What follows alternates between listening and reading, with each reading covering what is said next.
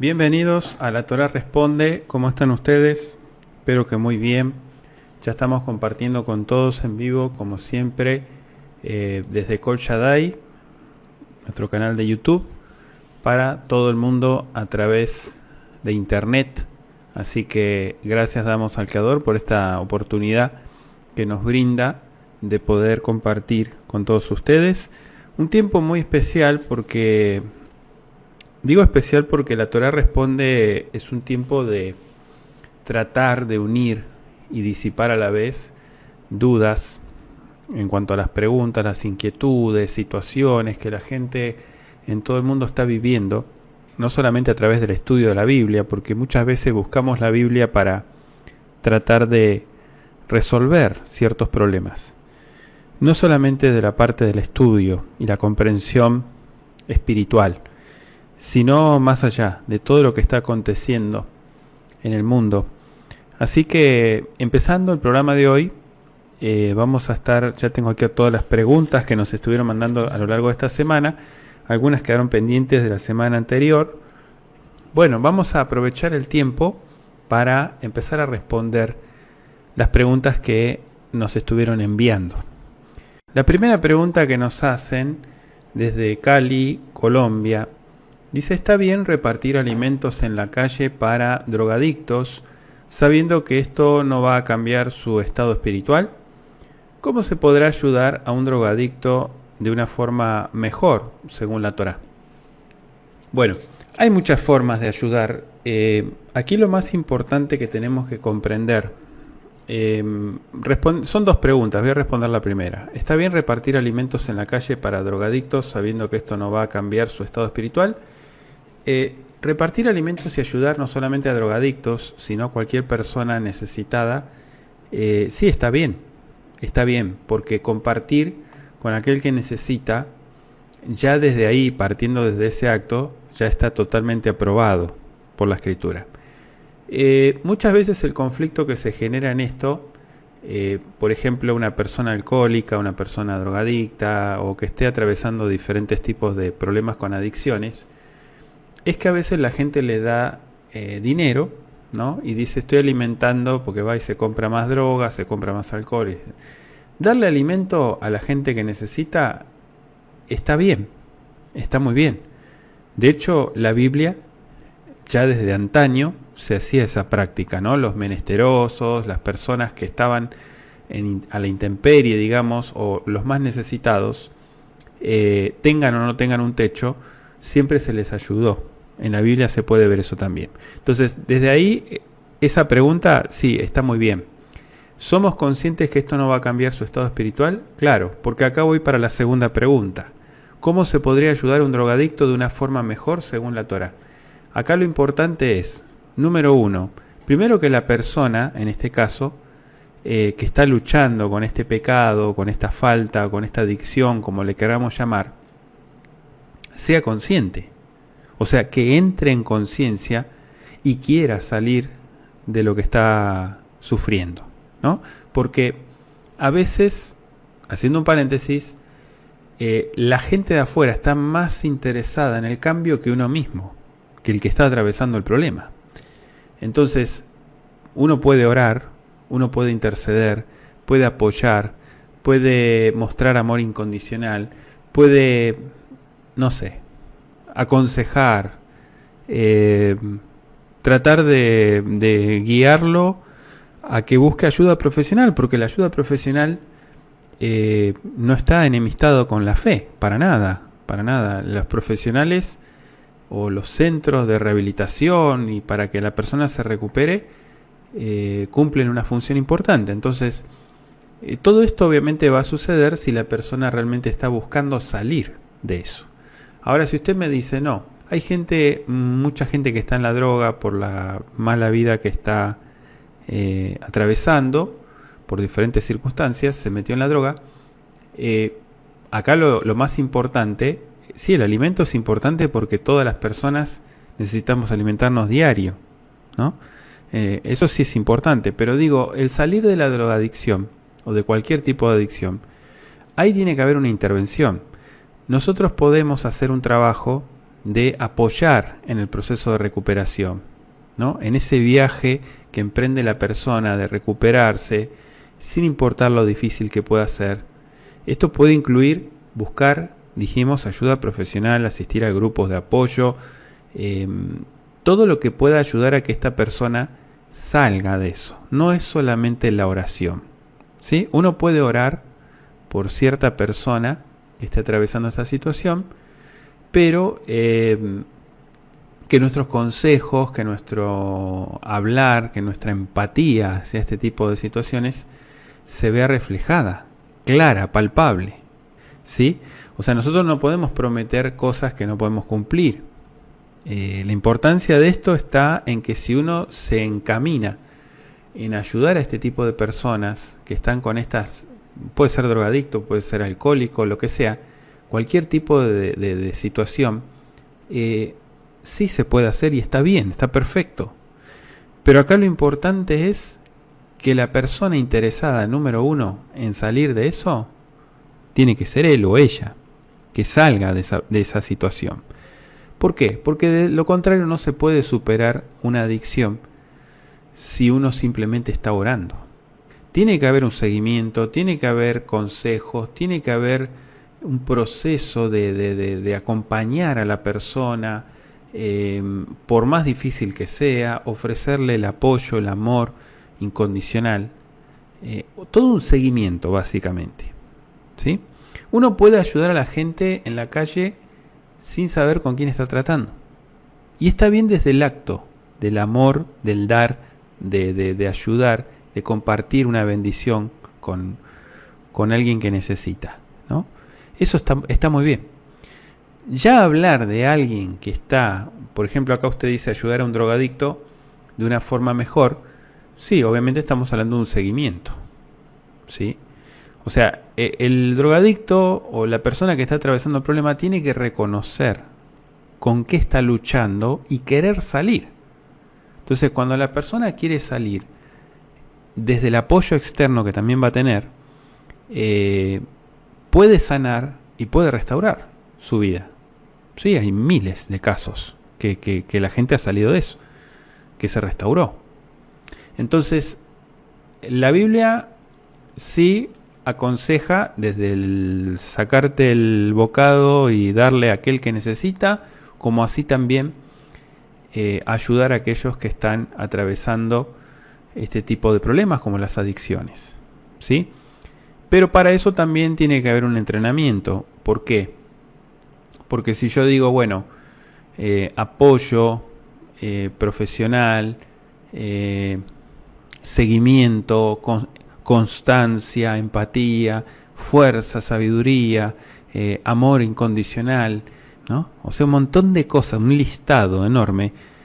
Uno tiene que saber desenvolverse en este tipo de situaciones, ¿no? Porque si uno voy a ayudar o quisiera ayudar a la gente que está en la calle, ¿no? Quisiera hacer un canal de bendición para esta gente y por lo menos salvar a varios de los que están extraviados, que no tienen un techo, o que no tienen, no sé, o que abandonaron a su familia, que están en las drogas, en el alcohol, etcétera.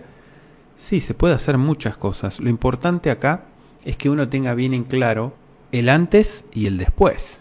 Ese viaje de la recuperación, como dije, sin importar lo difícil que pueda ser, uno tiene que ser consciente. No decir, bueno, voy a orar solamente, ¿no? Y que la persona reciba una intervención divina.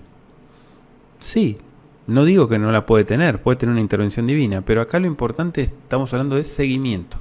Si imagínese una persona que por ahí no está lidiando con el tema de las drogas, pero está totalmente alejada de la fe, ¿no? Totalmente incrédula. Y un día decidió creer.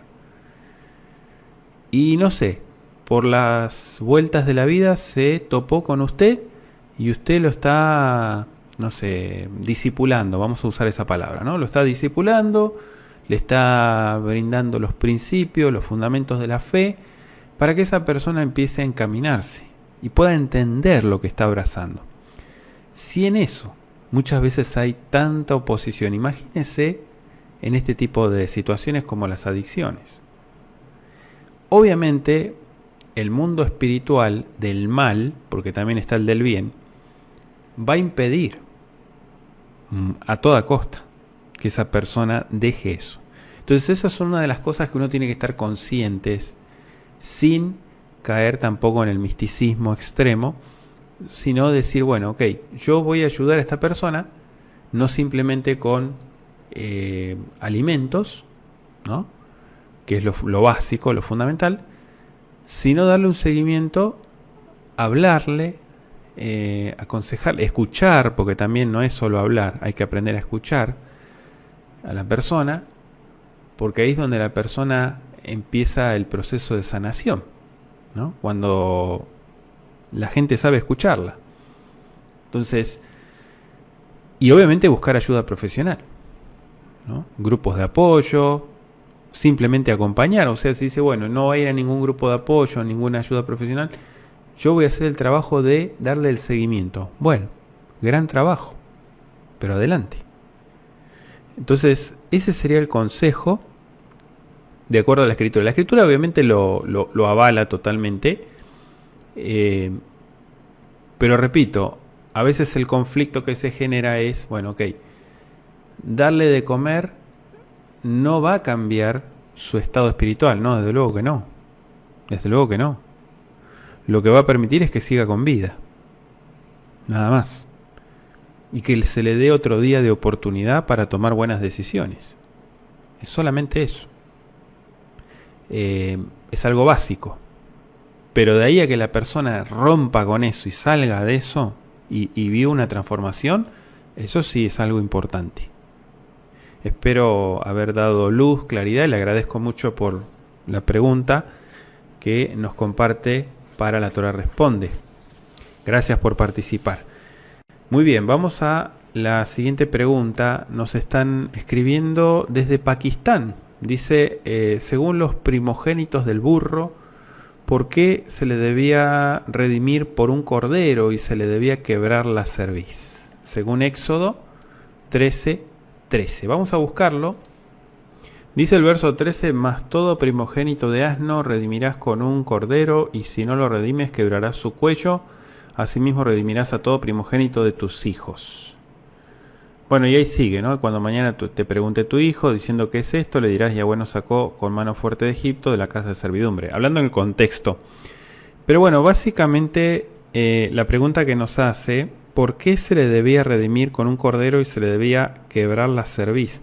O sea, básicamente lo que dice es que había que desnucarlo, ¿no? Desnucar al primogénito de asno. Los primogénitos de los israelitas, tanto humanos como animales, eran considerados sagrados, en primer lugar.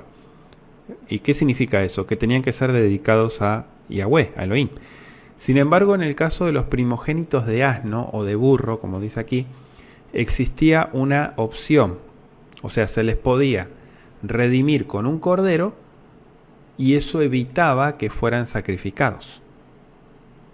Ahora, si no se redimía el primogénito de asno con un cordero, se debía desnucar, lo que significa matarlo, ¿no? Se le quebraba el cuello. Eso es lo que dice el texto. O sea que el sacrificio de un cordero por el primogénito de asno, en realidad, según la pregunta que nos hace, lo que simbolizaba era la sustitución y el favor divino.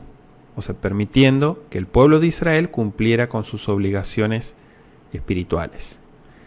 Esta instrucción se dio, hablando del contexto, cuando el Eterno liberó a los hebreos de la esclavitud de Egipto, que mató, si ustedes recuerdan, mató a los primogénitos egipcios. Entonces, la dedicación y redención de los primogénitos eran una forma de expresar agradecimiento, o sea, gratitud a Elohim por la liberación. ¿Sí? Si queremos ir un poquito más allá, profundizar un poco más, Éxodo 13:13 refleja la importancia del pacto entre Yahweh y el pueblo de Israel. ¿Sí? El pacto implica, ¿qué implica? Implica obligaciones, implica responsabilidades, implica dedicación y redención de los primogénitos que eran una parte de este pacto. Entonces, repito, el sacrificio de un cordero por el primogénito de asno simbolizaba sustitución y favor divino. Esto permitía que el pueblo de Israel cumpliera con sus obligaciones espirituales. ¿Sí? Espero haber dado claridad, luz. Le agradezco por la pregunta que nos hace y les invitamos a mandar más preguntas para todos los que tengan. Recuerden que nuestro correo es beitefilacolshadai@hotmail.com para que nos escriban también de qué ciudad y país nos están escribiendo. Muy bien. Otra pregunta que nos están haciendo desde Tennessee, Estados Unidos, dice: ¿podía un hombre leproso servir en la corte de reyes según Segundo de Reyes 5:27? Vamos a leerlo, por favor. Bueno, dice Segundo de Reyes 5:27: y como tú aceptaste el regalo de Naamán, su lepra se te pasará a ti y a tu familia para siempre. Cuando Giesi se separó de Eliseo, ya estaba enfermo de lepra. Bueno, lo que nos está diciendo acá en cuanto a la pregunta, ¿puede un hombre leproso servir en la corte de reyes? No, tanto como servir no. Lo que pasa es que fue con presentes. ¿Sí? Ahí lo que se describe es que Giesi, que era el criado de Eliseo, se convirtió en leproso después de no obedecer a Eliseo y aceptar regalos de Naamán. Naamán, el general sirio, me refiero. El versículo dice que la lepra de Naamán, ahí dice, se te pegará a ti y a tu descendencia para siempre. Entonces, Giesi salió de la presencia de Eliseo con la lepra en su cuerpo, dice que estaba blanco como la nieve. Si ustedes recuerdan, Naamán, el general del ejército sirio, padecía lepra y dice la Biblia que fue sanado por Eliseo después de lavarse 7 veces en el Jordán. Después de la sanación de Naamán, Giesi, que era el criado de Eliseo, le pidió a Naamán que le entregara regalos para los jóvenes profetas. Eso fue, la Biblia lo traduce como una desobediencia. ¿Por qué? Porque Eliseo le había prohibido a Giesi aceptar regalos, pero él desobedeció y tomó los regalos de Naamán y quedó leproso. Entonces, como castigo por su desobediencia, el Eterno hizo que Giesi contrajera la lepra de Naamán. Por eso dice que Giesi salió de la presencia de Eliseo leproso con su piel blanca como la nieve, lo que refleja la enfermedad que se contagió, digamos, de Naamán. Básicamente el relato lo que desprende es la importancia de, uno, obedecer al Creador, el peligro de caer en la avaricia y sobre todo en la desobediencia. Porque si le dijo claramente lo que tenía que hacer y no lo hizo, vino la consecuencia. No es que un hombre podía servir en la corte leproso. Esto fue una consecuencia que le pasó ahí y obviamente salió. ¿Sí? Salió porque en realidad lo que aceptó fue los regalos. Naamán fue a la corte del rey de Israel para que lo sanara de su lepra. Llegó a la corte del rey con regalos y una carta del rey de Siria pidiendo al rey de Israel que sanara a Naamán. Aunque el rey de Israel estaba inicialmente desconcertado y dice que rasgó su ropa, el profeta Eliseo le ordenó al rey que lo enviara a él, o sea, a Eliseo, para que sanara a Naamán.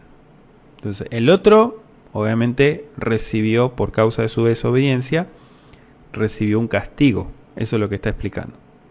¿Sí? Bueno, muchas gracias por la pregunta. Vamos a la siguiente pregunta desde Cali, Colombia, dice, ¿por cuánto tiempo vagaron los huesos de José por el desierto luego de salir de Egipto? ¿Existe aún el sarcófago? Bueno, el tiempo que vagaron estos huesos son los 40 años. ¿Sí? El tiempo que los hebreos anduvieron por el desierto después de la salida de Egipto son 40 años. Entonces, ese sería el tiempo. Ahora dice, ¿existe aún el sarcófago?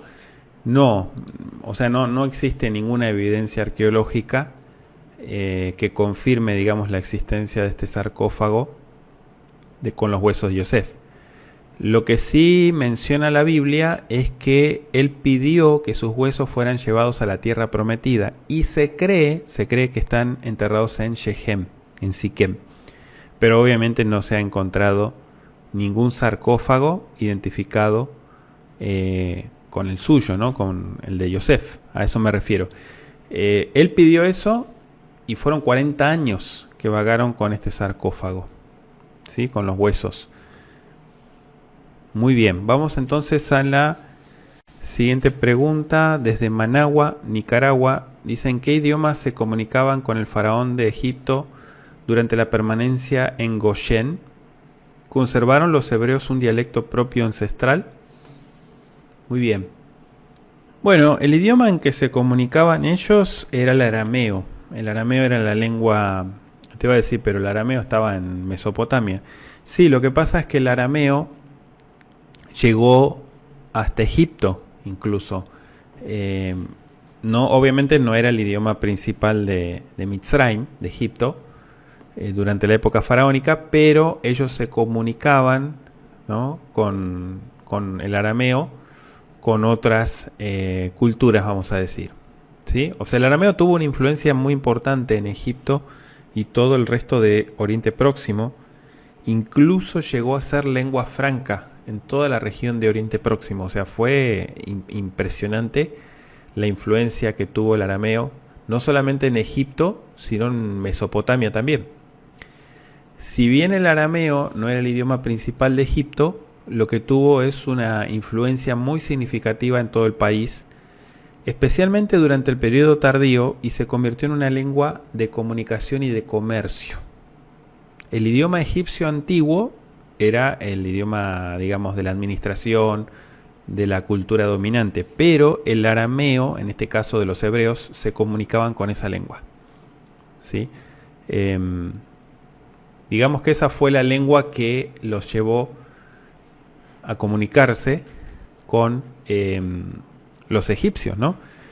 El arameo, para aquellos que no saben, es una lengua semítica oriental que se desarrolló en la región de Siria, Mesopotamia y también podríamos incluir Egipto. O sea que era una lengua muy importante en la antigüedad y era utilizada por muchos pueblos o países, incluyendo los hebreos, los fenicios al norte, incluso los persas también. Entonces, la respuesta sería que los hebreos se comunicaban con el faraón en arameo. ¿Sí? No hablaban el egipcio antiguo, sino arameo. Esa era la lengua. De hecho, los reyes faraones dominaban esta lengua, ¿no? Porque era la lengua también del comercio. Muchas gracias por la pregunta. Vamos a la siguiente desde Virginia, Estados Unidos. Dice, el reino del sur estaba conformado por las tribus de Judá y Benjamín. ¿Qué sucedió con la tribu de Benjamín? Bueno, lo que pasó históricamente, sí es cierto, la tribu dominante del reino del sur era Judá, ¿no? Y la más importante. Después de la división del reino de Israel, digamos que desapareció Benjamín como entidad tribal. Y eso fue a partir del exilio babilónico. O sea que después del exilio babilónico fue absorbida por el reino de Judá. ¿Sí? O sea que Judá absorbió a Benjamín y se unificaron, ¿no? Eso fue a partir del exilio babilónico y su territorio se ubicaba al norte de Jerusalén. Entonces así es como, bueno, digamos, eso es lo que pasó con Benjamín. Benjamín heredó su territorio al norte de Jerusalén, pero posteriormente a el exilio babilónico, digamos que la tribu de Judá absorbió a Benjamín como tribu, como división del reino de Israel, y desapareció como entidad tribal. Eso es lo que le pasó. O sea que se unificaron, digamos. El reino del sur se llamó Judá en general, pero estaba conformada básicamente por Judá y Benjamín. ¿Sí? Solo que ya no se le llamaba Benjamín, sino Judá. Muy bien, muchas gracias por la pregunta. Vamos a la siguiente, también de Virginia, Estados Unidos. Dice, ¿cuántas veces rodeó el ejército israelita en total la ciudad de Jericó? ¿Cuál fue el propósito de dar vueltas en silencio? Bueno, lo que dice la Biblia es que la rodearon o le dieron la vuelta, así lo dicen textualmente en el hebreo. Durante los primeros 6 días la rodearon una vez, ¿no? O sea, una vez por día, los primeros 6 días. Y dice que el séptimo día, qué casualidad, ¿no? 7, fueron 7 veces. El séptimo día la rodearon 7 veces. Si usted me pregunta, acá dice que ¿cuál fue el propósito de dar vueltas en silencio? Bueno, esto está profundo porque hay una connotación espiritual muy fuerte. Hay muchas cosas que en el mundo físico, terrenal, en el que estamos, no logramos ver. Pero hay muchas cosas que en el mundo espiritual o en otra dimensión sí suceden. Entonces hay muchas cosas que el Eterno mandó a hacer, que son, vamos a decir, misterios. Y no es que le ponemos la palabra misterio cuando no tiene una explicación lógica o directa. Simplemente misterio le podríamos llamar a algo que no tiene una explicación normal, ¿sí? Hay muchas cosas que sucedieron en el ámbito espiritual para conquistar esta ciudad. Y no solamente las murallas físicas se derribaron, que fue la consecuencia, sino primero se derribaron las murallas espirituales que había. ¿Sí? Esto está interesante porque acá hay muchas cosas profundas en el mundo espiritual. Hay cosas que a veces la gente dice, wow, no entiendo ese lenguaje, no entiendo de qué están hablando, o sea, qué es lo que estaba pasando ahí, por qué hicieron eso. Hay muchas cosas relatos en la misma Biblia, sin ir más lejos, que no tienen una explicación muy lógica a primera vista, pero que sí hay cosas sobrenaturales, paranormales, vamos a llamarle así, ponerle ese nombre, aquello que no tiene una explicación directa, lógica. ¿Sí? Uno dice, ¿por qué hacen eso? No, hay algo espiritual, hay algo que se está haciendo un trabajo que nuestros ojos físicos no logran verlo, pero en el mundo espiritual sí se está librando una batalla. Entonces, lo que siempre se les pidió, o en muchas oportunidades a los israelitas, esforzados y valientes, es a contribuir, a cooperar en el mundo espiritual. Es decir, desde tu plano físico, desde tu dimensión en la que estás, tienes que hacer tu trabajo. ¿Sí? Tu trabajo cooperando con el reino de los cielos, porque, aunque nosotros no lo veamos, en el mundo espiritual se libra una batalla importante. Entonces, esto va mucho más allá de la simbología numérica y de todo eso, ¿eh? No estoy hablando de eso, estoy hablando de el mundo espiritual, el mundo invisible, en la dimensión en la cual muchas veces la gente no la percibe, algunos sí, con permiso del Creador, pero en términos generales no. Entonces hay muchas cosas, si usted me dice por qué, o cuál es el objetivo, cuál fue el propósito de dar estas vueltas, por qué una vuelta cada día por 6 días y después el séptimo día fueron 7 vueltas, ¿tiene alguna explicación? ¿Los números se encierran en algún simbolismo? No es tanto eso, más bien acá estamos hablando de algo espiritual, un trabajo desde el plano físico que contribuyó al plano espiritual. Eso es lo que sucedió, ¿sí? Y obviamente no les fue fácil. Esto no fue fácil, esto fue un trabajo donde generales, donde ejércitos militares tuvieron que guardar silencio y hacer el trabajo que se les estaba ordenando. ¿Sí? Hay muchos casos en Jueces, en cantidad de libros de la Biblia, hay muchos casos de situaciones sobrenaturales, paranormales, que uno dice, wow, no le encuentro una explicación a esto. No lo entiendo. No termino de entender qué es lo que está sucediendo acá. Claro, porque lo estás viendo del plano físico. Y no lo vas a entender desde el plano físico. Porque hay muchas cosas que en la dimensión espiritual están sucediendo. Lo que pasa es que lo que digo siempre, como la gente no ve muchas veces eso, cree que no existe. Y sí existe. Hay muchas cosas que suceden en el mundo espiritual. Entonces, ¿qué tomamos como enseñanza de esto? Llevándolo unido, ¿no? De lo que tiene que ver con la batalla de Jericó. Que muchas veces la cooperación en el mundo físico, en el plano físico, va a contribuir al mundo espiritual. Sí, causa-efecto, desde luego. No es solo, esa ley no solo rige en el plano físico, hay cosas espirituales que también se desatan. ¿Sí? Muchas gracias entonces por la pregunta que nos envía desde Virginia, Estados Unidos. Vamos a otra pregunta que nos hacen desde Ibarra, ciudad de Ibarra, Ecuador. Dice la primera Pesaj, dice que deben estar listos con el calzado, la ropa puesta para salir deprisa. Y esta conmemoración se debe hacer de generación en generación. ¿En qué momento de la historia o en mención de la Torá Pesaj se volvió cómoda y reclinada en sofás? Bueno, sí es cierto esto. Lo que pasa es que, vamos a aclarar ciertos aspectos. Si usted analiza todo lo que se hace en el Seder, no todo está conectado directamente con el relato bíblico, aunque hay mucho simbolismo. Por ejemplo, el Seder tradicional judío de Pesaj ordena 4 copas. Y usted mira en la práctica del siglo I que no hay 4 copas, solamente hay 2. Por dar un ejemplo.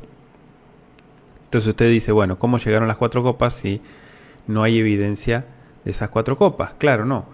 En el Tratado de Pesajim y en el Talmud hay muchas cosas que se le fueron dando cierto formato, y no solamente ahí, sino a través de la historia de los siglos.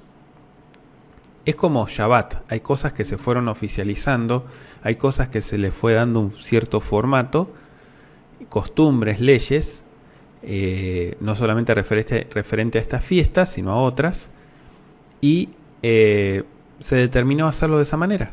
¿Sí? Ahora usted va a decir, es contradictorio, porque dice no, con el bastón en la mano, con el calzado puesto, no se pongan cómodos, tienen que salir. Claro, hago la aclaración. Eso es una conmemoración de algo que fue real, palpable. ¿Por qué? Porque esa noche salieron apresurados. No es que por todas las generaciones tenían que hacerlo de la siguiente manera. Hay muchas cosas que fueron cambiando.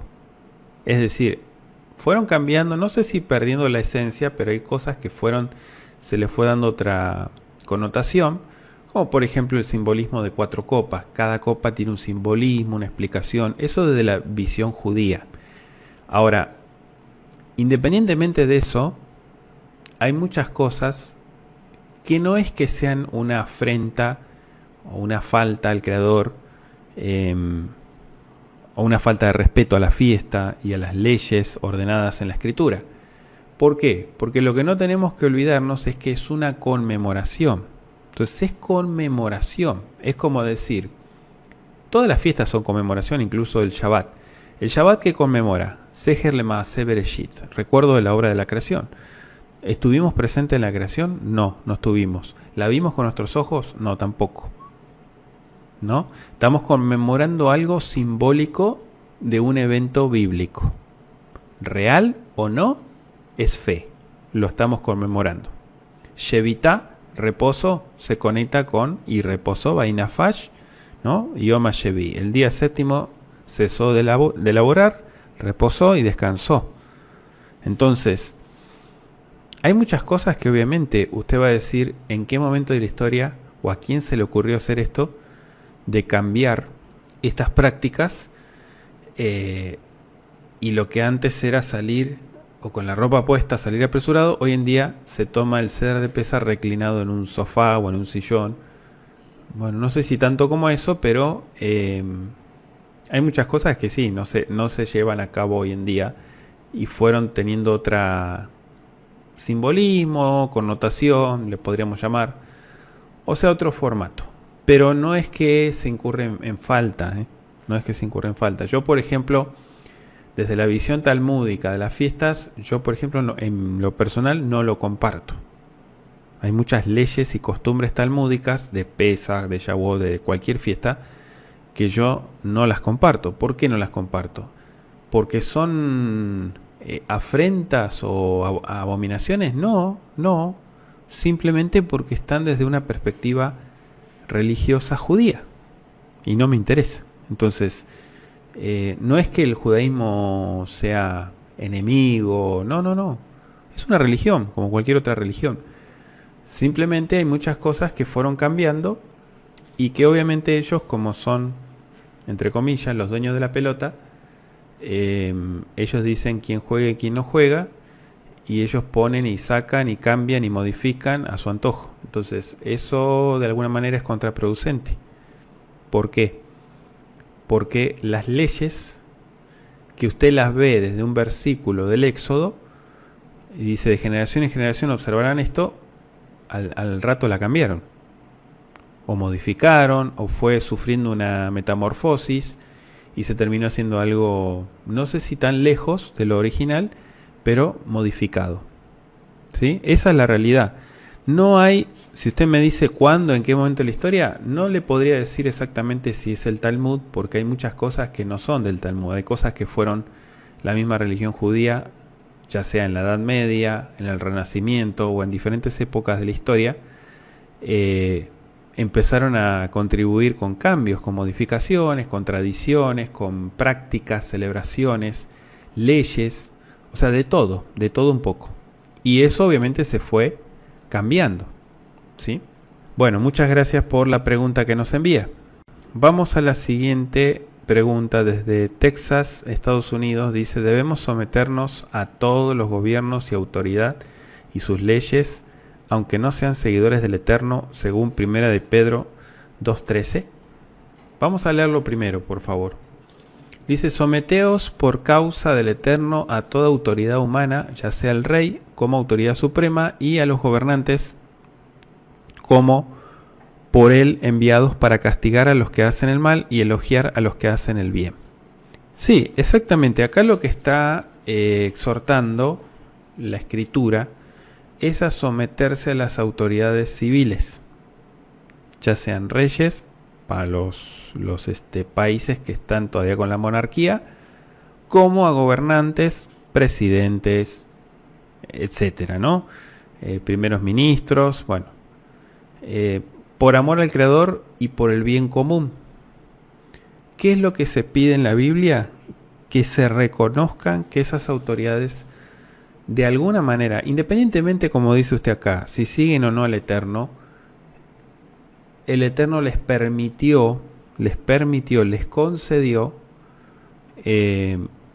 estar al frente, ¿sí? Usted va a decir, hay mucha gente que obviamente va a estar en desacuerdo con lo que estoy diciendo, ¿no? Porque va a decir, ¿cómo?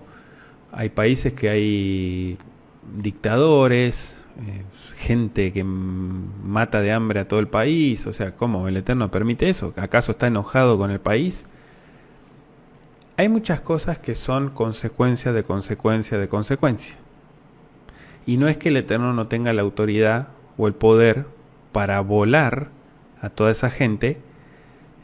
Hay muchas cosas que también, digo en consecuencia de consecuencia y consecuencia, que tienen culpa la cultura y la decisión del pueblo, de la gente, ¿sí? En muchos casos, no en todos, en muchos casos, la gente, como en el antiguo Israel, en muchos casos ellos ponían a la gente o al líder que querían, ¿no? Entonces, obviamente eso a veces trae una consecuencia nefasta, no a décadas, sino a siglos. Horrible. Es como una plaga y no se quita, o sea, no se va. Un sistema, vamos a decir, ¿no? Entonces, la sumisión no es solo una cuestión de obediencia, sino también de respeto a la autoridad que el Eterno estableció. Aunque usted diga, bueno, pero yo voy a obedecer a un líder de un gobierno, etcétera, si él está de acuerdo con la Biblia o con el Creador. Si no, no.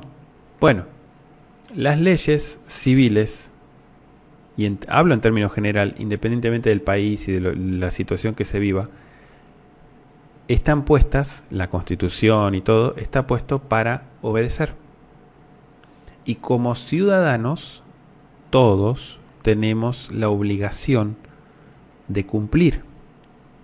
¿Sí? Así como usted paga impuestos, o hace esto, o hace lo otro, y no por el hecho de decir, bueno, pago la luz porque me la van a cortar, y no voy a esperar que me la corten, la energía. No es tanto eso, no es tanto. Es porque el acto de que en lo civil y en lo moral se tiene que cumplir y se tiene que obedecer. Nos guste o no nos guste, estemos de acuerdo o no estemos de acuerdo con quién está al frente, estemos de acuerdo con las reformas, estemos de acuerdo con las leyes que se inventen en la ciudad que uno viva, en el país que uno viva, independientemente de eso, la Escritura se enfoca en la obligación que los creyentes, que también son ciudadanos, tienen que someterse a las autoridades terrenales.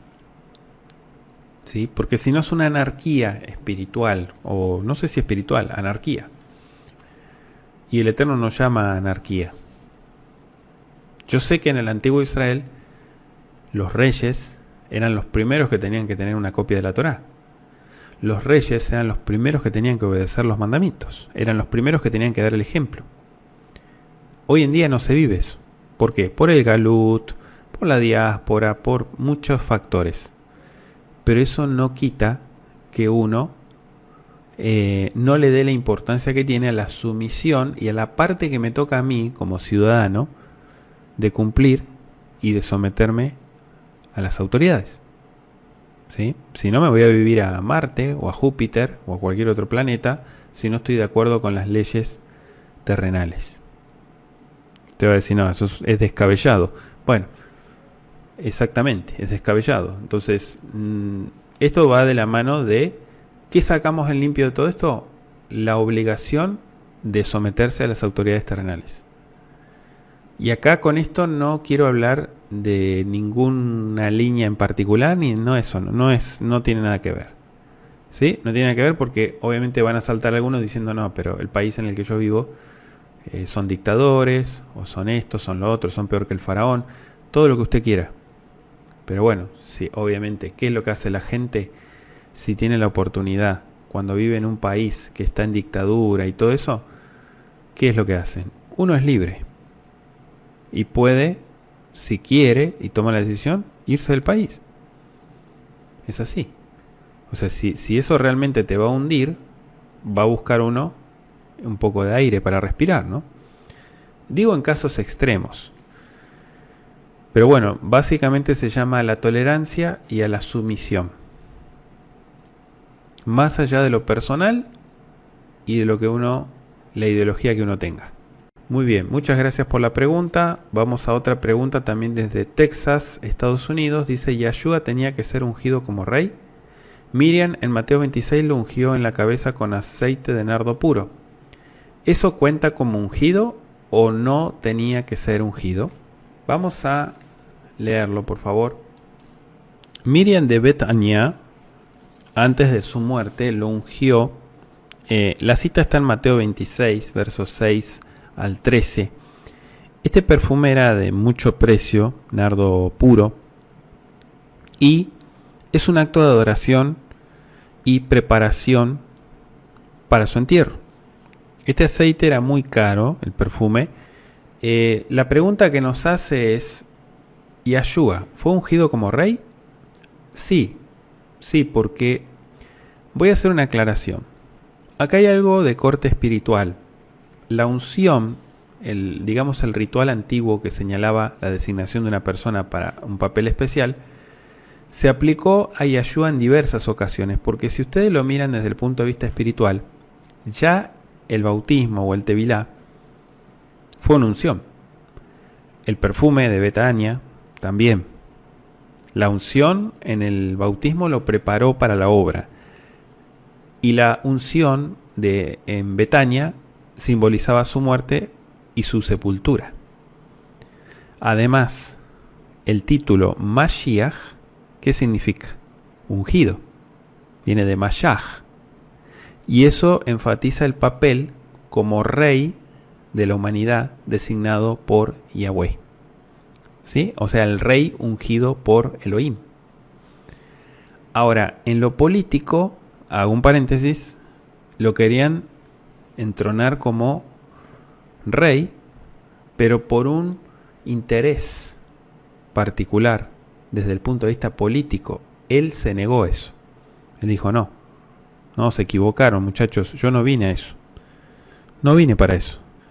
Entonces, sí fue ungido, pero desde la connotación espiritual, y cumplió, porque incluso el título Mashiach significa ungido. Así que sí fue ungido.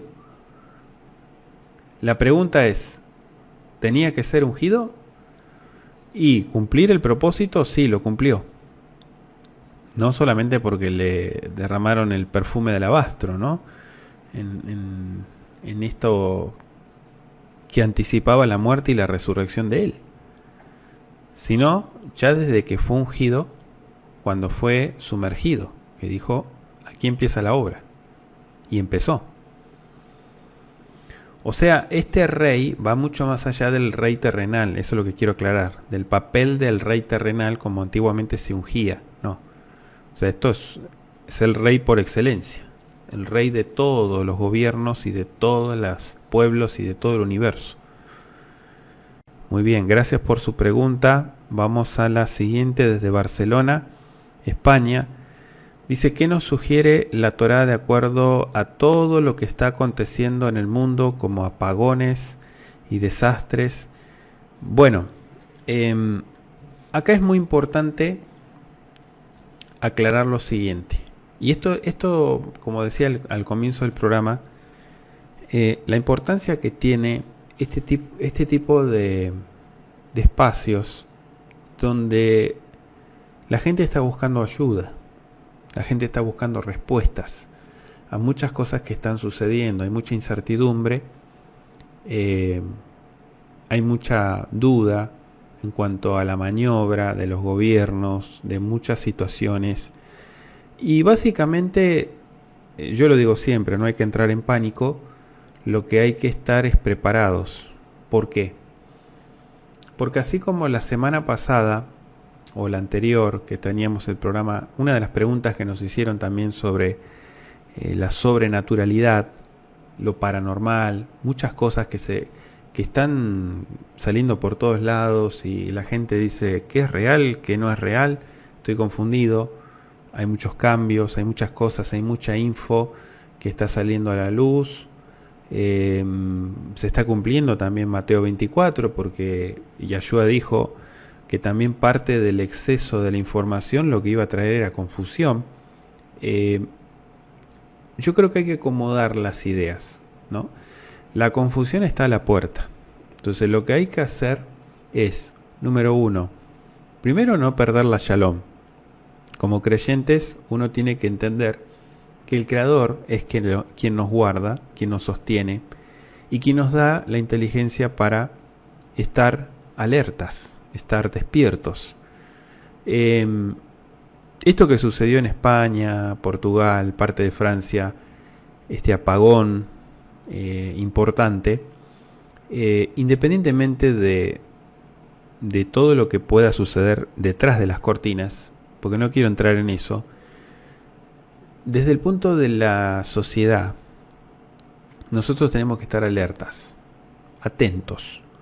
Pero esa alerta no tiene que ver con una persona paniqueada, con mucha incertidumbre, con mucha ansiedad, desesperado, sino preparado. Esa es la palabra. Y fíjense que la Biblia, en todas estas profecías que daba el Mesías, decía, los que están en los montes huyan, ¿no? A los montes, como ciertos tips, consejos para poder sobrellevar todo lo que se avecina. Hay muchas cosas que uno muchas veces no las tiene mentalmente previstas. Y repito, no es que uno tiene que estar paranoico, sino con los pies sobre la tierra y viendo y analizando, informándose. Muy importante salir del frasco, ¿sí? Salir del frasco, porque mucha gente, perdóneme que lo diga así, ¿no? Pero en el mundo creyente hay mucha gente que está enfrascada en un pensamiento y no se informa, no busca plan B, plan C. Y esto es importante. O sea, cuando, por ejemplo, esto que pasó ahora en Europa, nos llama también a estar más alerta, ¿no? Porque estos apagones, o lo que sea que suceda, que pueda traer caos, porque lo trae, ¿no? El hecho de que uno dice, bueno, en este mundo globalizado, virtual, donde yo compro o hago todos mis movimientos a través del celular o a través del home banking o lo que sea. Obviamente cuando se corta todo eso uno no puede hacer más nada. Entonces, ¿qué hacer ante estas situaciones? Yo lo que sugiero es que con mucha shalom infórmense, busquen si tienen un terrenito o un patiecito, lo que sea, tengan una pequeña huerta. Si ya la tienen, qué bueno. Pero digo esto en términos generales, porque hay gente que vive en un balcón. Y si yo no tengo terreno, bueno, se puede hacer un sistema de hidropónico. No sé, cultivar lechugas hidropónicas, lo que sea, pero es decir, bueno, ok, el Eterno me da esta cabecita, la voy a usar, me voy a preparar.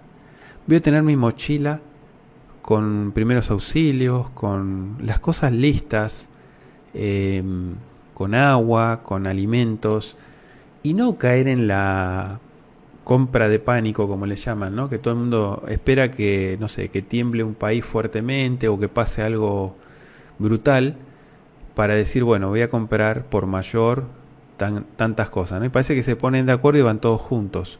No, uno, aunque no sucedan cosas así extremas, uno tiene que ir y conseguir, ya sea alimentos no perecederos, tener baterías, pilas, tener algún elemento cortante, cintas, todo lo que uno pueda tener, no sé, una estufita para cocinar, portátil, esas que se usan para camping, dinero en efectivo, ¿no? O sea, tener todo lo que pueda decir, ok, yo me anticipo, voy con un pie adelante, me anticipo a lo que pueda suceder. Porque si le pasó al otro lado del planeta, le puede pasar a Asia, le pasó a Europa, le puede pasar a América, le puede pasar a cualquier parte del mundo. Hay muchas cosas que, independientemente de toda la conspiración y todo lo que pueda haber detrás, uno tiene que estar alerta. ¿En qué sentido? En el sentido de la preparación. No solamente mirando noticias, sino diciendo, bueno, ok, yo tengo mi bolso preparado. Cosa que si sucede algo, yo puedo responder. Y no soy un conspiranoico, o un paranoico, o alguien, no sé. No, o sea, estoy usando la inteligencia que el Creador me da. Tengo ración de alimentos no perecederos, guardados en una alacena. Tengo agua, tengo esto, tengo lo otro. Me estoy haciendo mi huertita por cualquier cosa. ¿Sí? O sea, no vivir en esa burbuja en la que muchos creyentes están viviendo y dicen, nada, a mí no me va a pasar nada, es más, yo estoy en una ciudad que acá nunca pasó nada en siglos, menos va a pasar ahora. No, puedes estar en la ciudad más tranquila del mundo, o más segura, entre comillas, y que la tortilla se dé vuelta. Y que las cosas que empiecen a suceder, no estoy diciendo el mal para nada, lo que estoy diciendo es abrir los ojos, never say never, nunca digas nunca. O sea, estar atento, estar alerta y estar preparado. Y Yahshua dijo, entre las muchas profecías que dio, dijo, ok, viene confusión, y la confusión ¿qué hace? Desequilibra a la gente. Hace que la gente pierda la brújula, se desenfoque. Además de la confusión, dijo, ok, por causa de la persecución, por causa de el apagón o el nombre que le quieras poner, ¿sí? Acá nos está diciendo de apagón, desastres, etcétera, ¿no? Le podríamos poner un etcétera, cosas que sucedan.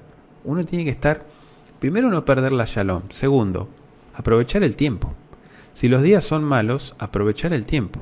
Número 1, informarse. Número 2, prepararse, alistarse con cosas para decir, ok, si a mí me toca vivir algo así, yo respondo. Yo no estoy en -0. ¿Me explico? Eso es importante. La vez pasada comentábamos sobre el tema de la sobrenaturalidad.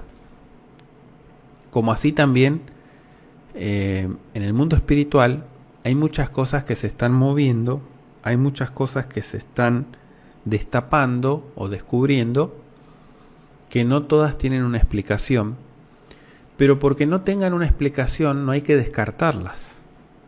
¿Está claro? O sea, nosotros no tenemos que decir, bueno, ok, yo esto no lo puedo explicar, es ilógico, es paranormal, entonces lo desecho, ¿no? No.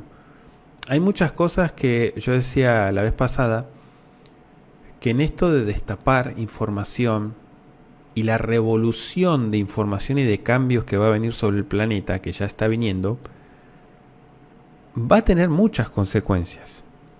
La primera es la que dijo Mashiach: confusión. ¿Sí? Gente confundida. Cuando hay confusión, no hay coherencia, no hay dirección clara, no hay seguridad, no hay brújula. La confusión te puede llevar de mal en peor. Entonces, él lo advirtió y dijo, ok, en esto de mucha información, exceso de información, llega un momento donde la gente dice qué es real y qué no es real. O sea, de las noticias o de lo que se dice, qué es verdad y qué está maquillado. Todo el mundo opina, pero que todo el mundo opine no quiere decir que todo el mundo es dueño de la verdad. ¿Correcto?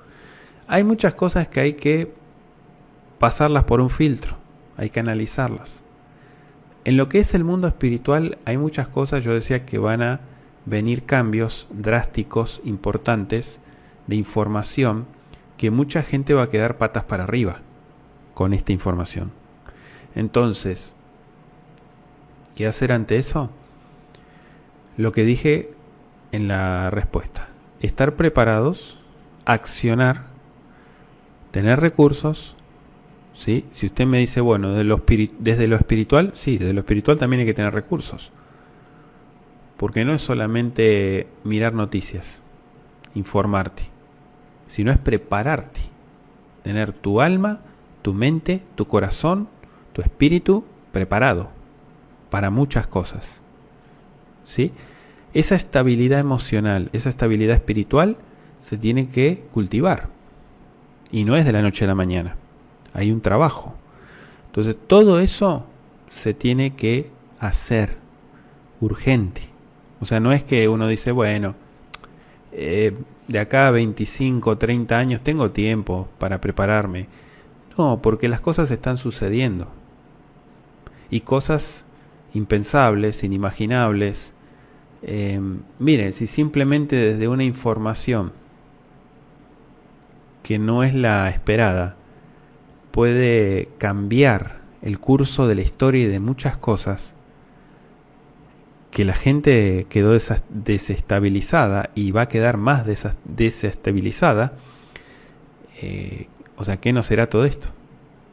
Por eso digo, es como una anticipación. ¿Cuál es el paso que la Biblia nos aconseja? La Biblia nos dice siempre que estemos preparados. Yo la vez pasada les decía, si ustedes viven en campos abiertos o en pueblos con campos y no sé, tienen animales, puedan tener su huertita, su ganado, todo eso está muy bien. Está muy bien porque a veces la dependencia del sistema, yo sé que bueno, todos estamos en este sistema y sí o sí dependemos, de una o de otra manera dependemos de este sistema, ¿no? Entonces, no es que uno se tiene que independizar completamente y decir, bueno, me voy a vivir a la montaña o al medio del campo y a ver cómo hago. Bueno, eso es la decisión de cada uno, pero lo que yo voy es que uno está en esto, en este sistema, pero es astuto. O sea, sabe invertir y trabajar en las cosas que puedan ayudarle el día de mañana. Como por ejemplo esto básico que les estoy diciendo, la preparación. ¿Sí? Es como decir, bueno, llega el evento, sorpresa, inesperado, ya sea de un evento, de un cataclismo, desde el plano natural, físico, o un cataclismo espiritual. ¿Qué es eso? Una revolución de información y de muchas cosas que la gente jamás pensó, jamás se le cruzó por su cabecita que iba a suceder. Y está sucediendo. Eso puede tener muchas consecuencias. Por eso es la importancia de siempre elevarnos espiritualmente, siempre informarnos, no creernos los dueños de la pelota, para nada, porque somos ignorantes y estamos aprendiendo muchas cosas, sobre todas las cosas la humildad, la empatía, el apoyo al otro, ¿sí? La ayuda al otro. Eso es muy importante. Hay muchos frutos, hay muchos aspectos, muchas cosas del ser humano que tienen que salir a relucir. Frutos, si usted le quiere llamar frutos, como dice la escritura, frutos. Frutos tienen que salir a relucir. No solamente la humildad y la empatía. Muchas cosas tienen que mantenernos conectados con el Creador. Eso es lo que nos va a sostener y eso es lo que nos va a salvar. El sistema te arrastra, obviamente. Pero no es que uno tiene que vivir paniqueado con terror al sistema y decir, bueno, soy antisistema. No. Porque estamos en este mundo y somos parte del mundo y, bueno, usted ya sabe, hay muchas cosas que nos tocan vivir. Pero el tema es cómo desenvolvernos. Si yo le digo, hágase su huertita, no se tiene que ver como algo innecesario, una pérdida de tiempo, decir, ¿para qué hacer una huerta? Yo tengo la verdulería o tengo el supermarket, puedo ir a comprar todas las cosas en una patada. Sí, pero si el sistema colapsa, o se quita, o lo que sea. Este apagón fue como un aviso, ¿no? Fue una anticipación. Y duró horas. Imagínense una semana lo que podría causar. Entonces, digo, no, esto no lo digo para meter miedo, ni no. Simplemente crear conciencia y decir, ok, tenemos que actuar. No podemos estar en el limbo pensando, diciendo, bueno, a mí nunca me va a pasar nada, porque yo vivo en una ciudad tranquila, no me meto con el enemigo, no se mete conmigo. No. Hay muchas cosas que uno tiene que adelantarse.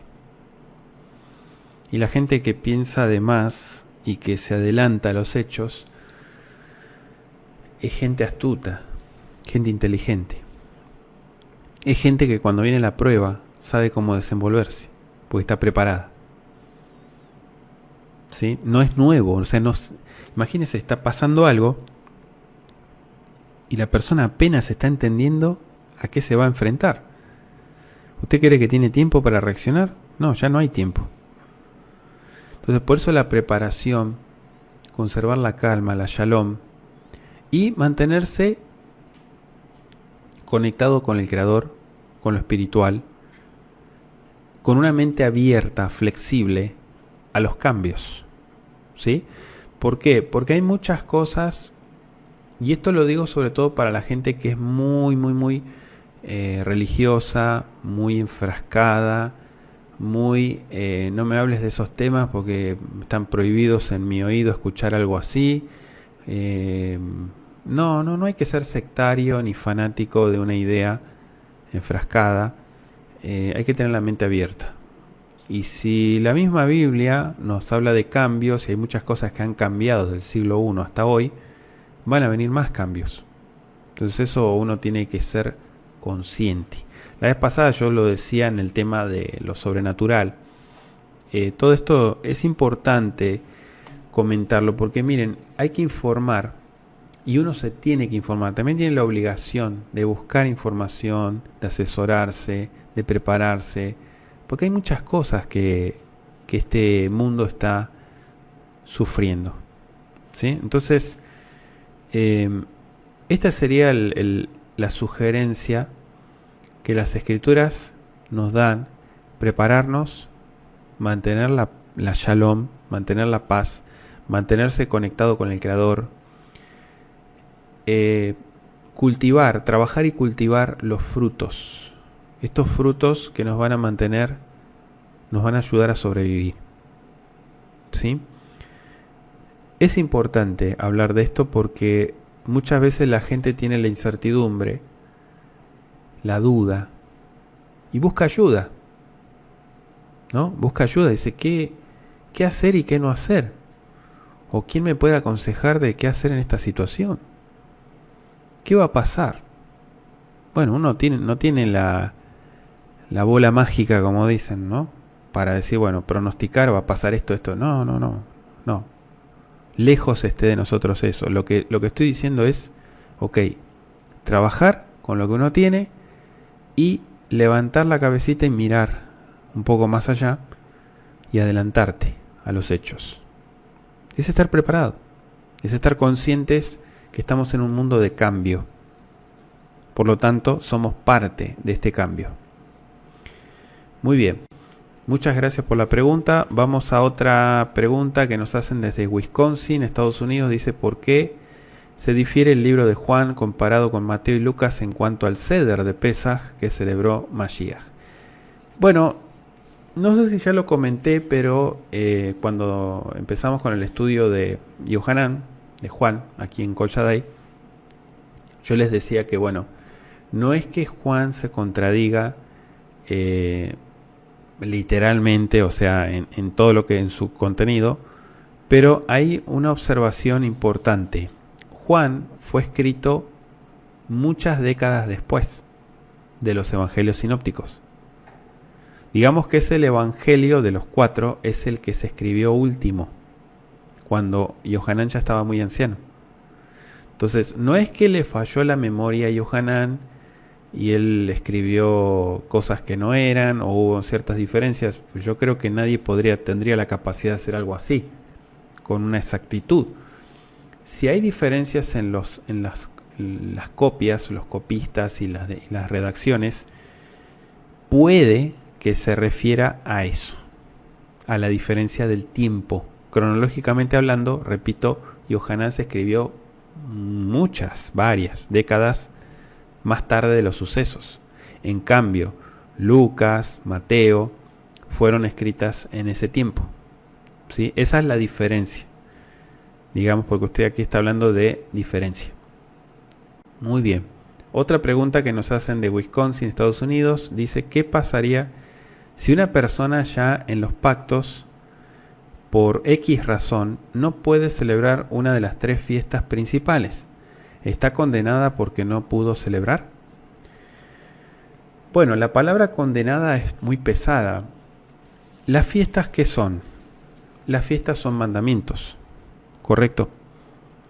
Usted va a decir, sí, pero son fiestas principales. Y la Biblia las llama obligatorias. Sí, obligatorias en el antiguo Israel cuando había templo.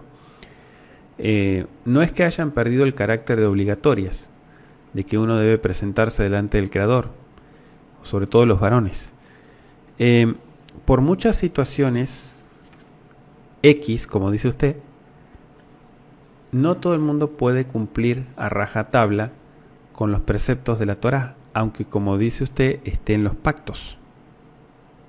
O sea, se puede, sin ir más lejos, se puede ver hasta en el mismo Shabbat, a la fecha, gente que está en el pacto y que por X situación, trabajo, familia, enfermedad, lo que sea, pueden ser muchos los factores, no puede guardar todos los Shabbatot del mes. Un ejemplo, está condenada porque no pudo celebrar, ya sea la fiesta obligatoria o el Shabbat o cualquier mandamiento. Porque lo que yo quiero llevar a la reflexión es que todos los mandamientos no es que uno es más importante que el otro.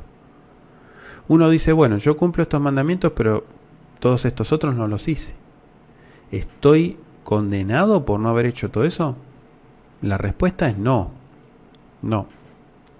Porque uno está llamado a crecer y a tratar dentro de lo que alcance, a cumplir y observar todo lo más que pueda. Pero el título condenado,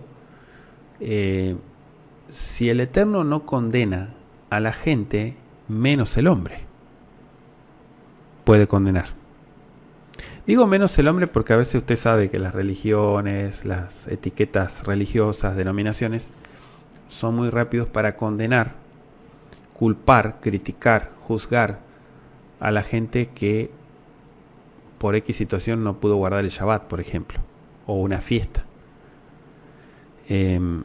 Bueno, si el Eterno no lo hace, mucho menos lo tiene que hacer la gente, que la gente somos grano de arena, menos que un grano de arena. Entonces, esa sería la respuesta. ¿Qué pasa si una persona que está en los pactos por X razón no puede celebrar una de las 3 fiestas principales? Y bueno, se tendrá que preparar para guardar el año que sigue esa fiesta que no pudo guardar. Pero lo bueno es que pudo guardar las otras 2, ¿no? Porque acá dice que no guardó una de las 3. Bueno, está bastante bien porque de 3 guardó 2. Más bien que mal. Si usted me hubiera dicho de las 3 solamente guardó una, bueno, igual tiene que mejorar. Pero de ahí a ponerle el título de condenado, no. Si el Eterno no juzga, ¿quién es el hombre para juzgar? ¿Verdad?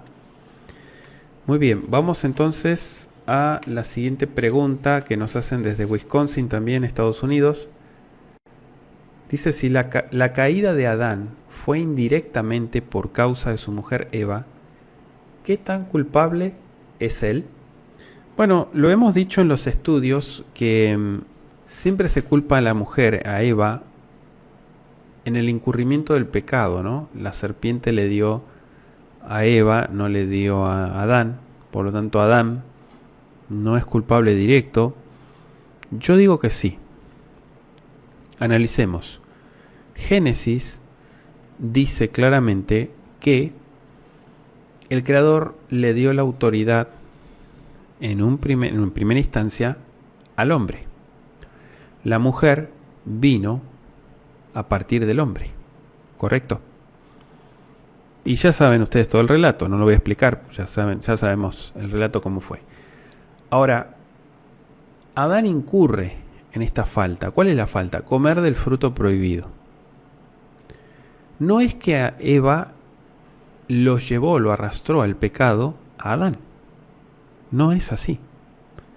En realidad, por la autoridad que le fue asignada a Adán, el primer hombre, él tendría que haber establecido un límite en este acto. Sin embargo, podemos ver claramente en la Biblia que él accedió. Entonces, ese accedió lo hizo más culpable que la misma Eva. ¿Sí? ¿Qué tan culpable es él? Más culpable que Eva. ¿Por qué? Porque aquel que se le da más autoridad, más se le exige. Y en este caso, Adán tenía más autoridad que Eva. ¿Cuál era la obligación de Adán? Frenar a Eva y decir no comas. No le creas. esa fue la obligación de Adán. Por lo tanto, él no cumplió su obligación, y no solo eso, sino que incurrió, ¿sí? Y fue cómplice de este acto. Por lo tanto, eso lo convierte en mayor culpable. Te va a decir, no, el cómplice no es más culpable que el culpable. En este caso sí, porque él era la autoridad. Y repito, al que se le da más autoridad, más se le exige. ¿Qué quiere decir? Más responsabilidad tiene. Por lo tanto, el peso de la culpa cae más sobre él que sobre la mujer. Muy bien, vamos a la siguiente pregunta desde Soacha, Colombia. Dice en el libro 1 de Samuel 6, cuando los filisteos devuelven el arca, se les ordena en oro unos tumores y unos ratones que se deben transportar en el arca. ¿Qué significado o simbolismo tienen esos ratones o tumores que les ordenaron elaborar? Bueno, la historia bíblica dice que los filisteos fueron afligidos por tumores, ¿sí? Como hoy en día, lo mismo, tumores, y ratones, ¿sí? Fueron afligidos, fueron instruidos por sus sacerdotes a crear figuras de oro de estos males. Dije sus sacerdotes, sacerdotes filisteos, idólatras. Crear figuras de oro de estos males como una ofrenda de expiación para el Elohim de Israel. Esa fue la idea. O sea que estas figuras, 5 tumores y 5 ratones, fueron luego devueltas a Israel junto con el Arca del Pacto. Ellos lo que quisieron hacer con este acto idólatra, que bueno, fue consejo de los sacerdotes filisteos, era de alguna manera hacer una ofrenda de expiación, ¿no? Por la culpa. En cuanto a los tumores, se cree que los tumores que afligieron a los filisteos eran probablemente como ganglios linfáticos inflamados. Bueno, el síntoma más común que se conoce es la peste bubónica, que viene de los ratones. Si ustedes recuerdan la peste negra en la Edad Media, la presencia de ratones en la plaga probablemente indica propagación, como dije, de peste bubónica. Los filisteos reconocieron el poder de Yahweh, es decir, reconocieron su autoridad sobre ellos y ofrecieron estas figuras de oro como una forma de expiar su pecado y pedirle a él que retire la plaga. Estaban atravesando una plaga. O sea que el número 5, que dice ahí 1 Samuel 6, versos 4 al 9, creo que es, representan a los 5 príncipes de los Plishtim. Era una confederación. Eso lo estamos estudiando también en Jueces. Mientras que el número de ratones correspondía a las ciudades filisteas bajo su control, incluyendo ciudades fortificadas y aldeas. Por eso el número 5. ¿Sí? Ese es el que usted pregunta qué simbolismo tiene. Bueno, es eso. Para que quite, básicamente es para que quitara esta plaga. Tumores y ratones. Espero haber dado claridad, luz, y muchas gracias por participar en La Torah Responde. Otra pregunta que nos están haciendo desde Santiago de Chile. Dice, según Mateo capítulo 2, versos 13 al 15, ¿por qué hay un precepto u ordenanza que ningún primogénito consagrado a Yahweh puede dejar la tierra de Israel? Bueno, no es que haya un precepto como tal. Esa es una afirmación judía, de que ningún primogénito puede dejar la tierra de Israel. Eso está asociado más a una tradición antigua judía, ¿no? O sea, no hay un precepto como tal que diga eso. En cuanto a lo que usted comenta, obviamente los padres, ¿no?, de Yahshua, lo que se explica en esta porción que usted nos comparte, ahí se explica la huida de Yosef y Miriam y Yahshua a Egipto para evitar la muerte del niño a manos de Herodes. Por eso es que se fueron, digamos, a un lugar donde Herodes no podía hacer nada, ¿sí? Porque estaba lejos, digamos, de su control, vamos a decir. Entonces, como buscaba matarlo realmente, entonces el ángel se le aparece a Yosef en sueños y le ordena que tome el niño, a su madre, y que huya a Egipto, donde dice que deben de permanecer allí hasta que el ángel les avise. Y claro, el ángel también menciona que Herodes buscará al niño para matarlo. Entonces, esperaron hasta que muera Herodes, ¿sí? Y regresaron. Esto fue lo que pasó en cuanto al texto. Dice el verso 15, y permanece allí hasta la muerte de Herodes, para que se cumpliera lo que fue dicho por Yahweh, por medio del profeta: de Egipto llamé a mi hijo. ¿Sí? Muy interesante porque tiene el doble sentido. De Egipto llamó, o sea, en la esclavitud al pueblo de Israel, pero también al hijo en el sentido del Mashiach, ¿sí? Que fue llevado a Egipto porque obviamente corría riesgo, vamos a decir, el bebé, porque mataron a muchos niños, lo estaban buscando matar al primogénito. Ahora, referente a lo que usted dice, no hay un precepto como tal, o sea, en la Biblia no hay un precepto que diga eso. No se considera un mandato tampoco en la actualidad, ni una ley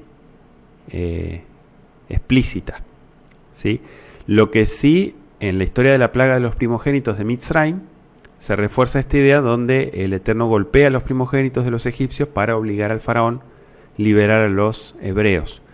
Sin embargo, repito, la idea de que ningún primogénito puede dejar la tierra de Israel no se encuentra en ningún lado en la Biblia, ni se considera un mandato como tal. En todo caso, esa afirmación está asociada, repito, a la antigua tradición judía, ¿sí? Pero no, y obviamente lo explicamos, ¿no? Porque los primogénitos de Israel, ya sea de hombre o de animal, eran considerados sagrados para el Creador, y se esperaba que fueran redimidos u ofrecidos como sacrificio, ¿sí? Entonces, eso obviamente tiene que ver con lo que usted está preguntando. Muy bien. Otra pregunta que nos están haciendo desde Seattle, Estados Unidos, dice: ¿podría explicar el pasaje de Lucas 9, versos 59 al 62? Deja que los muertos se entierren a los muertos. Vamos a leerlo todo, por favor. Acompáñeme a Lucas 9, versos 59 al 62. Dice: y dijo a otro: sígueme. Él le dijo: Adón, déjame que primero vaya y entierre a mi padre. Y Yahshua le dijo: deja que los muertos se entierren a sus muertos, y tú ve y anuncia el reino de Elohim. Entonces también dijo otro: te seguiré, Adón, pero déjame que me despida primero de los que están en mi casa. Y Yahshua le dijo: ninguno que poniendo su mano en el arado mira hacia atrás es apto para el reino de Elohim. Bueno, Yahshua enfatiza la importancia, vamos a decir, de una decisión radical, un compromiso total a seguirlo, no a medias, no a medias. Dos individuos, uno que desea enterrar a su padre y otro que busca despedirse de su familia. Ahí se expresan su deseo de seguir a Yahshua, pero Yahshua responde con claridad: quienes desean seguirlo deben estar dispuestos a dejar todo atrás, incluyendo responsabilidades familiares, y no mirar atrás. En este caso, no aferrarse a las responsabilidades de la vida pasada para enfocarse en el reino de Elohim. Eso es lo que está diciendo, ¿sí? Un hombre, ahí vemos el verso 59, le pide a Mashiach permiso para enterrar a su padre antes de seguirlo, como diciendo primero esto y luego lo demás. En ese contexto cultural, enterrar a un padre era una responsabilidad socialmente y espiritualmente muy importante. Pero Yahshua le responde en el verso 60 que los muertos se entierran a sus muertos. O sea, esta respuesta es muy contundente, porque no se trata de que el hombre no debe honrar al padre, o sea, a su padre, sino que su misión principal es anunciar el reino de Yahweh, y que la prioridad debe ser seguir a Mashiach. Ahora, profundizando un poco más, ¿por qué se le llama a los muertos que entierran a los muertos? Porque muchas veces, hago un paréntesis, el muerto en vida se refiere al muerto espiritual, es decir, que no tiene una comunión, una relación con el Creador. Entonces, deja que la gente que no está con vida espiritual se encargue o sea, el muerto espiritual se encargue de enterrar al muerto físico. Esa sería la explicación. Otro hombre expresa que quiere seguir a Mashiach, pero necesita despedirse de su familia. Y esto refleja la dificultad que puede representar dejar atrás las relaciones familiares y los compromisos de la vida para seguir un llamado más radical. Ninguno que pone su mano en el arado y mira atrás es apto para el reino de Yahweh. ¿Por qué la imagen del arado? Significa que una vez que alguien se ha comprometido a una tarea, no puede mirar atrás con nostalgia, con duda. ¿Por qué? Porque la llamada al reino de Elohim es a la perseverancia y a un compromiso absoluto, no a medias. Si usted tiene un compromiso con el Creador, no puede faltar, tiene que cumplir. ¿Sí? Entonces, suena muy radical, pero lo que pasa es que no hay término medio. O se está en el reino de Elohim o no se está. Es así. Muchas gracias por la pregunta y espero haber dado claridad en cuanto a este tema. Otra pregunta que nos hacen desde Connecticut, Estados Unidos, dice: ¿se puede caminar mi perro en Shabbat? O sea, sacarlo a pasear, caminar. Sí, se puede salir a caminar el perro, a pasearlo en Shabbat. De hecho, nosotros hemos compartido varios estudios en cuanto al Shabbat, ¿no? ¿Qué se hace, qué no se hace? Están en el canal, los pueden estudiar. Pero se pueden hacer muchas cosas en Shabbat. No es solamente sentarse a estudiar, estar todo el día encerrado en cuatro paredes. No. Uno puede salir a un parque. ¿Sí? A parque me refiero a un lugar con pasto, con árboles. Puede salir a leer. Los niños pueden jugar sin problema. Pasear el perro. Obviamente el día de Shabbat tiene que estar equilibrado. Uno pasear un perro no se va a llevar todo un día. Así que no es ningún impedimento. Además los animales tienen que salir, ¿sí? Tienen que pasear, tienen que porque son animales, ellos también se deprimen, ellos necesitan su espacio, su tiempo. Los animales también demandan su atención y es importante que uno sea responsable en cuanto a ello, ¿no? Entonces el Shabbat no es un impedimento de decir, oye, el perro no puede salir. No, si el perro puede salir todas las veces que necesite, sin problema. ¿Sí? Esto es muy importante y no hay ninguna falta por pasear al perro en Shabbat. Por el contrario, creo que eso honra al Creador, no porque es honrar la creación, es honrar al Creador mismo. El cuidado de los animales dice mucho en una persona. Cuando una persona está muy pendiente de los animales y los cuida y les da una buena vida, como a las plantas también, eso dice mucho de una persona, en el buen sentido, ¿no? Por el contrario, el maltrato, el abandono, el despreocuparse, el perro por ahí está triste y uno lo ignora, ¿para qué tenerlo, no? Entonces, sí, esto es muy importante. Son temas que a veces uno dice, bueno, son temas que no se preguntan o no se hablan, pero si hay dudas, claro, hay que aclarar todo. Una vez me preguntaron si los niños podían salir a jugar al parque en pleno Shabbat. Sí, claro que pueden salir, porque los niños son niños, no son adultos. Entonces no hay que darles un comportamiento en Shabbat como si tuvieran, no sé, 60 años. Ahí sentados y no se pueden mover de la silla, tienen que estar estudiados, porque todo esto lo que genera es un estrés, un deseo negativo, el hacer lo contrario me refiero. Pero el Shabbat es un tiempo de recreación, es un tiempo de familia, es un tiempo de organizarme. Obviamente, como no estoy con otras cosas, con el trabajo o con mi cabeza en otras cosas, obviamente hay tiempo para el creador, para la familia, para disfrutar, ¿sí? Eso sí es muy importante. Bueno, les agradezco por la pregunta también que nos envían y espero haber dado claridad. Bueno, quiero agradecer también, aprovechando el programa, en cuanto a todas las actividades que el Eterno permite que se puedan hacer, ¿sí? A través de Kol Shaddai, de los medios, de las redes, porque YouTube es una red.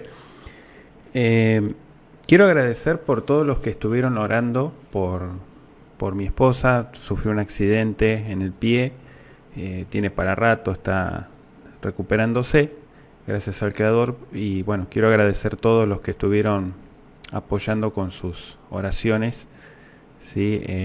Por mi esposa.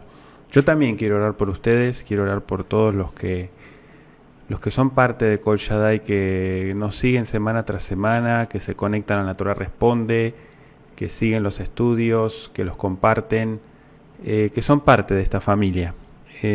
Empezando por el grupo de todos los que están los martes. Los martes tenemos un grupo muy, muy lindo que se hizo de hombres, clases de Biblia para hombres, que estamos compartiendo los martes a las 7 de la noche, hora centro de México. Y bueno, para todos aquellos que quieran unirse, ser parte de esta propuesta de estudio Kol Shaddai, también está la invitación abierta, ¿sí? Todos aquellos varones que quieren unirse a un discipulado con temas básicos de la fe. También estudiamos temas avanzados, pero esto es para el público abierto, digamos. Varones que quieran estudiar Biblia, Torá, están cordialmente invitados. Todos los del grupo de los martes, desde ya les agradezco a todos por unirse, por orar, por interceder, por apoyar, por unirse a la causa. Que el Todopoderoso eleve su rostro. Padre Todopoderoso, Ribono Shel Olam, gracias por este espacio, esta oportunidad que me permites a través de la Torah Responde poder agradecerte por este tiempo y tu buena voluntad que nos permite llegar a tantos hogares a través de la Torah Responde, a través de los estudios en Kol Shaddai. Gracias por darnos esa bendición de poder interceder unos por otros, de poder ser parte de esta familia a la distancia. Te pido por todos los que están estudiando los martes, en primer lugar, por la salud de cada uno. Quiero pedir especialmente por la salud de Fausto Espinosa. Quiero pedirte que eleves tu rostro sobre su vida, que lo fortalezcas, que des sanidad en sus huesos, en todo su ser, Padre Todopoderoso. Asimismo también te pido por todos aquellos que estén enfermos, que estén atravesando situaciones, que en el nombre de Yeshua y Iratzon Mifaneja sea tu voluntad, tu placer, bendecir desde lo alto abundantemente con Refuash Lema. Gracias por las oraciones que llegan de todos aquellos que han estado intercediendo por mi esposa también. Te pido que le des esa fortaleza y que sigas dando una pronta recuperación para ella. En el nombre bendito de Yeshua. Gracias por la vida de Ciru, de Alexis, de Javier, de Leonardo, Juan Camelo, Juan Raf también, Mikey, Arthur. Te pido también por Marcio, Lucero, allá en la Patagonia, Argentina. Nick del Risco y su familia también. Pido por cada uno de ellos que los bendigas ampliamente. Te pido por Olivo López, por Onofre, bendición amplia. Por Rafael Flores en Texas, también te pido por él. Por Roberto y Víctor Plasencia también allá en Chile. Roberto y su familia, Víctor y su familia también, bendícelos ampliamente. Samuel Díaz, también en Costa Rica, te pido bendición amplia para él. Víctor Jordán, Víctor Polín también y su familia, por Víctor Velázquez, por Jeremy Toledo, también te pido por Elvin Castellanos, por Elvis Cruz también, todos los que se están uniendo también y que son parte de este grupo, te pido por favor que eleves tu rostro sobre ellos, que los bendigas ampliamente. Quiero pedir también y agradecerte por la vida de Rubén Grave, en Boston también, lo bendecimos. Gracias porque lo has usado también para bendecir la comunidad Kol Shaddai, y te pido que le devuelvas con mucha bendición a él, a su familia, y que en el nombre de Yeshua puedas bendecir también a todas aquellas almas que están conectadas en este momento y que necesitan una intervención divina. Te pido por favor que oigas nuestra plegaria desde lo simple, Padre Eterno, porque tú que escudriñas mente y corazón, sabes perfectamente todas las necesidades que hay en medio de tu pueblo. Por todos los que son parte de Kol Shaddai, te pido que eleves tu rostro hasta Europa, hasta el último rincón del planeta en donde nos estén escuchando y sean parte y estén con ese compromiso en Kol Shaddai de recibir los estudios semana tras semana. Te pido que los bendigas ampliamente. Gracias por todos los que vendrán, por todos aquellos los que se van a unir muy pronto, por todas las bendiciones amplias que tienes para cada uno de ellos, y porque nos permites a través de los medios poder llegar a cada corazón. Todos aquellos, Felipe, también te pido por Felipe Perdicisi, en Buenos Aires, que bendigas su vida, la obra de sus manos, su familia. Te pido por todos los que se unen en el estudio, en la reflexión, y que han tomado ese compromiso contigo, Padre Todopoderoso, para bendecir lo que tú has puesto para multiplicar. Gracias por todos los que comparten los estudios y que permites que a través de esa obra pueda llegar tu palabra también a otros corazones, a otras almas, a través de las redes. Gracias por todo lo que tantas almas están haciendo y permiten que podamos seguir, a través de tu voluntad, claro, que podamos seguir adelante, compartiendo más estudios.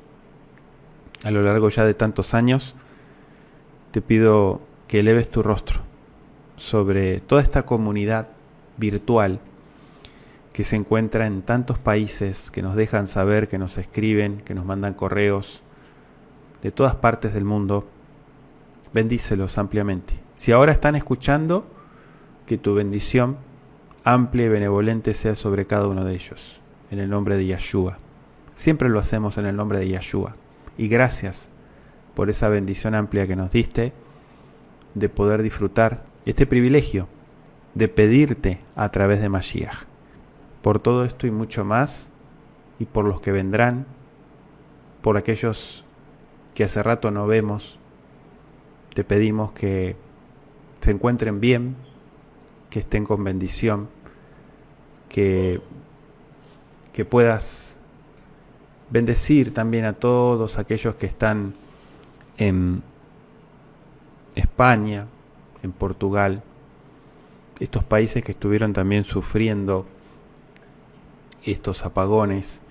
Te pido por Juan Torrico, allá en las Islas Canarias también, que tu bendición amplia lo alcance, a él, a su familia, a todos los suyos, que los guardes, los protejas.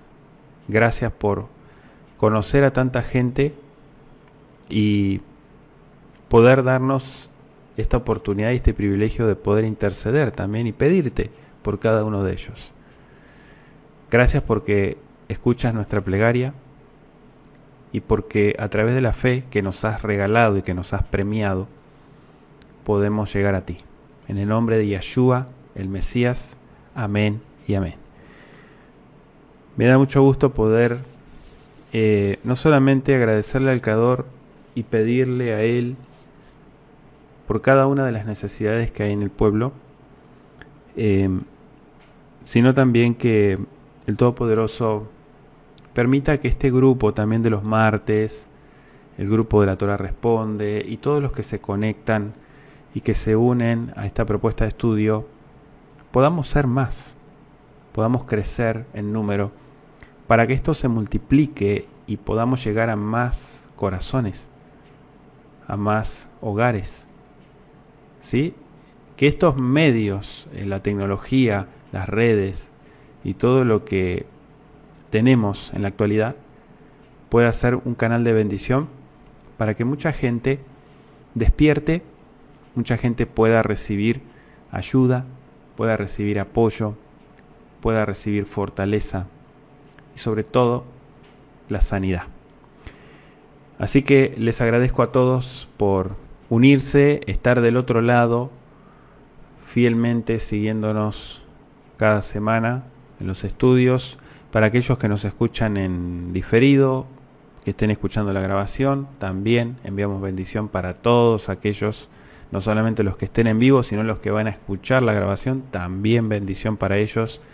Y gracias por ser parte de Kol Shaddai, de esta propuesta de estudio que compartimos.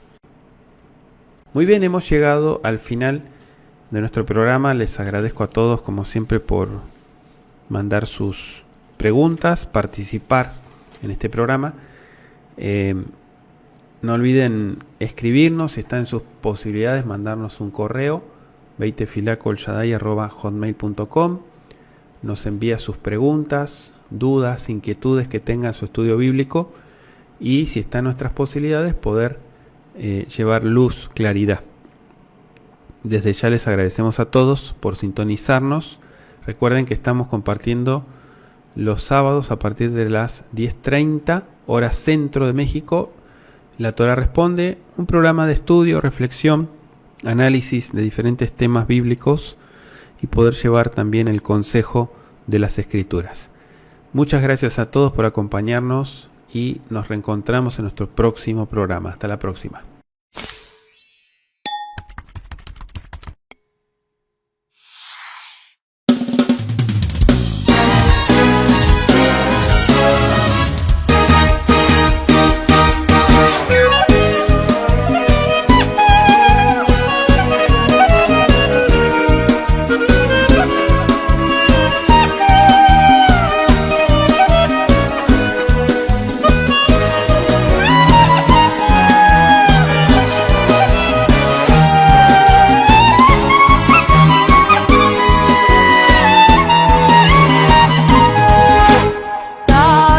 da da da da da da da